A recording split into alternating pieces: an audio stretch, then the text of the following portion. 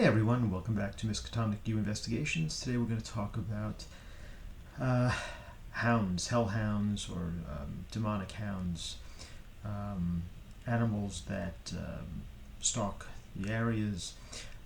Interestingly, although we can think of them certainly in the wilderness, if you're out in the country or upstate, or depending on I guess what part of the country you're in, but they can be in big cities too, and we do sometimes hear them. Right? I mean, sometimes you hear the howls at night or the sounds, those kind of high-pitched or growling sounds. Now, of course, we do have dogs in our communities, and some parts of the country have wolves, and coyotes, and even mountain lions. In certain cities, if they're near wilderness, maybe have bears and things like that. But you can tell the sound; it's got a different tenor to it, right? So there are creatures that seem to stalk the night. Now, whether these are real animals that are just larger than usual, they seem to be more difficult to find, and they can cause a lot of fear. You do hear of animal attacks. Often they know what did it, but sometimes they don't.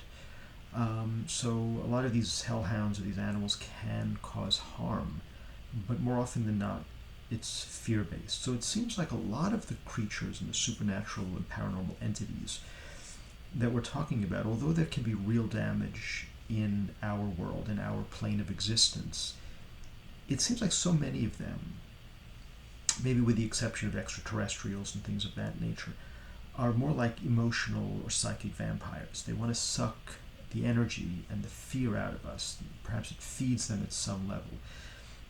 There could be these beings and entities that sustains them, like food sustains us, or air, oxygen, or vampire bats' blood sustains them. Perhaps fear is something that gives them life and energy from whatever dimension they're in, or if they're demonic.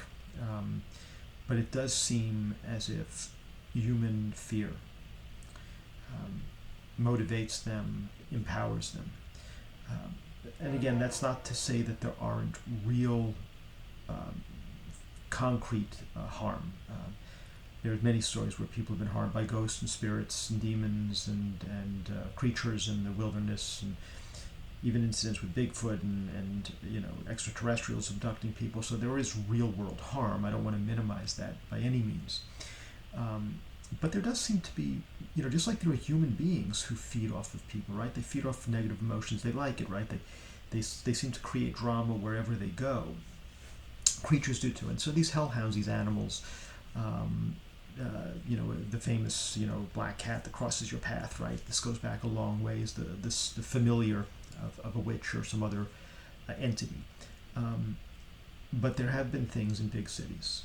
Because it's easy to get lost. There's animals all over the place. And so there are these creatures that do seem to be stalking the city streets at night, usually, hidden away. And we get the sense that, again, sometimes they're around, or we hear them, or maybe feel like we're being stalked.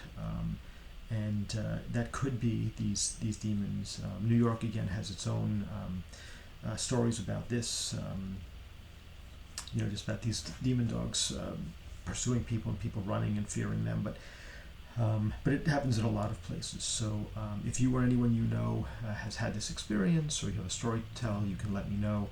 I'd be able to communicate and talk with you and look into it if that's an issue. Anyway, I hope you're all doing well. I hope you have a very happy new year, and I look forward to speaking with you in more videos in the coming year, 2023. All right, all the best. Bye.